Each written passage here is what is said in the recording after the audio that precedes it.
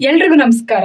ನಮ್ಮ ಇವತ್ತಿನ ಟಾಪಿಕ್ ಭಾರ ಲೋಹಗಳು ಮತ್ತು ಮಾಲಿನ್ಯ ಪರಿಣಾಮಗಳು, ಅಂದ್ರೆ heavy metal and it's impact. ಭಾರ ಲೋಹಗಳು ಅಂದ್ರೆ ಅಧಿಕ ಪರಮಾಣು ತೂಕ ಮತ್ತು ಅಧಿಕ ಸಾಂದ್ರತೆಯನ್ನು ಹೊಂದಿರುವಂತಹ, ಮತ್ತೆ ಕಮ್ಮಿ ಇದ್ರೂ ಕೂಡ, ಅದ್ರ ಪ್ರಮಾಣ ಕಮ್ಮಿ ಇದ್ರೂ ಅಥವಾ ಅದ್ರ ಕ್ವಾಂಟಿಟಿ ಕಮ್ಮಿ ಇದ್ರೂ ಕೂಡ ಜೀವಿಗಳ ಮೇಲೆ ವಿಷಕಾರಿ ಪರಿಣಾಮವನ್ನು ಉಂಟು ಮಾಡುವಂತಹ ಒಂದು ಲೋಹಕ್ಕೆ ಭಾರ ಲೋಹಗಳು ಅಥವಾ ಹೆವಿ ಮೆಟಲ್ ಅಂತ ಕರಿತೀವಿ. ಹೆವಿ ಮೆಟಲ್ ಇದರಿಂದ ಇಂಪ್ಯಾಕ್ಟ್ ಏನಂತಂದ್ರೆ ಅದ್ರ ಪ್ರಮಾಣ ಕಮ್ಮಿ ಇದ್ರೂ ಕೂಡ ಅದು ಮನುಷ್ಯ ಅಥವಾ ಪ್ರಾಣಿಗಳು ಯಾವುದೇ ಒಂದು ಜೀವಿಗಳಿಗೆ ಹೆಚ್ಚಿಗೆ ಇಂಪ್ಯಾಕ್ಟ್ ನ ಉಂಟು ಮಾಡುತ್ತದೆ. ಭಾರ ಲೋಹದ ಮುಖ್ಯ ಲಕ್ಷಣಗಳು: ಸಾಂದ್ರತೆ ಸಾಮಾನ್ಯವಾಗಿ 5 ಗ್ರಾಂ ಪರ್ ಸೆಂಟಿಮೀಟರ್ ಕ್ಯೂಬ್ ಇರುತ್ತೆ. ಜಲ, ಮಣ್ಣು ಮತ್ತು ವಾಯುಗಳ ಮೂಲಕ ಪರಿಸರಕ್ಕೆ ಪ್ರವೇಶ ಮಾಡುತ್ತೆ. ಮಾನವನ ಆರೋಗ್ಯಕ್ಕೆ ಹಾನಿಕಾರಕ, ಇದು ಕೂಡ ಒಂದು ಲಕ್ಷಣ ಆಗಿದೆ. ಮತ್ತೆ ಜೈವ ಸಂಗ್ರಹಣೆ ಅಂದ್ರೆ ಇದು ಬಯೋ ಅಕ್ಯುಮುಲೇಷನ್ ಮತ್ತೆ ಬಯೋ ಮ್ಯಾಗ್ನಿಫಿಕೇಶನ್, ಜೈವ ವೃದ್ಧಿ, ಈ ಪ್ರಕ್ರಿಯೆಯಿಂದ ಕಂಡು ಬರುತ್ತವೆ. ಈ ಪ್ರಕ್ರಿಯೆಯಿಂದ ಕಂಡು ಬರುವಂತಹ ಲೋಹಗಳು ಯಾವ್ಯಾವು, ಆ ಭಾರ ಲೋಹಗಳು ಯಾವ್ಯಾವ್ದು ಅನ್ನೋದನ್ನ ನೋಡೋಣ. ಸೀಸ ಅಥವಾ ಲೆಡ್, ಪಾದರಸ ಅಥವಾ mercury, arsenic, cadmium, chromium, nickel, ಇವು ಈ ಟೈಪ್ಸ್.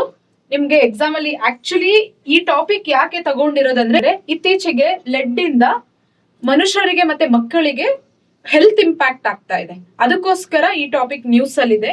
ಎಕ್ಸಾಮ್ ಅಲ್ಲಿ ಈ ಭಾರ ಲೋಹಗಳು ಅಥವಾ ಹೆವಿ ಮೆಟಲ್ ಮೇಲೆ ಕ್ವಶನ್ಸ್ ಬರಬಹುದು. ಸೊ ಹಾಗಾಗಿ ನಾವು ಈ ಲೆಡ್ ಬಗ್ಗೆ ಸ್ವಲ್ಪ ಕಾನ್ಸಂಟ್ರೇಟ್ ಮಾಡಿ ನೋಡೋಣ. ಲೆಡ್ ಅಥವಾ ಸೀಸಾ ಇದು ಬಹಳ ಪ್ರಾಚೀನ ಕಾಲದಿಂದಲೂ ಬಳಕೆಯಲ್ಲಿರುವಂತಹ ಒಂದು ಲೋಹ ಆಗಿದೆ.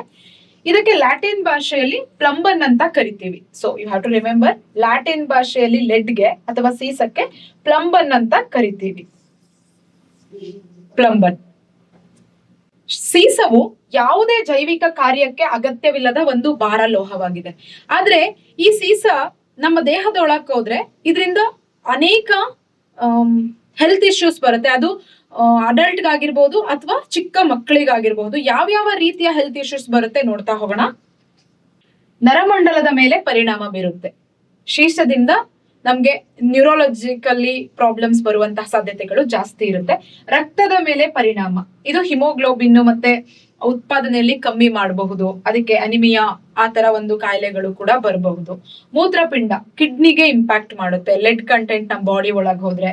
ಸೇಮ್ ವೇ ಜೀರ್ಣಕ್ರಿಯೆ ಮೇಲೆ ಇಂಪ್ಯಾಕ್ಟ್ ಆಗಿ ಅದರಿಂದ ಹೊಟ್ಟೆ ನೋವು, ವಾಂತಿ ಮತ್ತೆ ಅಜೀರ್ಣ, ಈ ತರ ಎಲ್ಲ ಸಿಚುವೇಶನ್ ನ ಈ ಲೆಡ್ ಅಥವಾ ಸೀಸದಿಂದ ಪರಿಣಾಮ ಬೀರುತ್ತದೆ. ಎಕ್ಸಾಮ್ ಪಾಯಿಂಟ್ ಆಫ್ ವ್ಯೂ ನಮ್ಗೆ ಈ ಟೇಬಲ್ ತುಂಬಾ ಇಂಪಾರ್ಟೆಂಟ್. ಯಾಕಂತಂದ್ರೆ ಎಕ್ಸಾಮ್ಸ್ ಅಲ್ಲಿ ಸೀಸದಿಂದ ಬರುವಂತ ಕಾಯಿಲೆ ಯಾವುದು, ಮ್ಯಾಚ್ ದ ಫಾಲೋವಿಂಗ್ ಅಲ್ಲಿ ಕೇಳಬಹುದು. ಇದು ನರಮಂಡಲಕ್ಕೆ ಹಾನಿಯಾಗುತ್ತದೆ, ಶ್ವಾಸಕೋಶ ಮತ್ತೆ ಮೂತ್ರಪಿಂಡದ ಕ್ಯಾನ್ಸರ್ ಬರುವಂತ ಚಾನ್ಸಸ್ ಇರುತ್ತೆ. ಮತ್ತೆ ಪಾದರಸ ಅಥವಾ ಮರ್ಕ್ಯೂರಿ, ಇದರಿಂದ ಮೀನಾಮಾಟ ರೋಗ ಬರುತ್ತೆ. ಆರ್ಸೆನಿಕ್, ಇದರಿಂದ ಮೆಲನೋಸಿಸ್, ಚರ್ಮದ ಕ್ಯಾನ್ಸರ್ ಅಥವಾ ಬ್ಲಾಕ್ ಫುಟ್ ಡಿಸೀಸ್ ಅಂತ ಇದು ಬರಬಹುದು.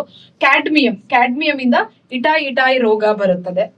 ತಾಮ್ರದಿಂದ ವಿಲ್ಸನ್ ರೋಗ, ಯಕೃತ್ ಮತ್ತು ಮೆದುಳಿನಲ್ಲಿ ತಾಮ್ರದ ಶೇಖರಣೆ ಆಗೋದ್ರಿಂದ ಈ ರೋಗ ಬರುತ್ತೆ.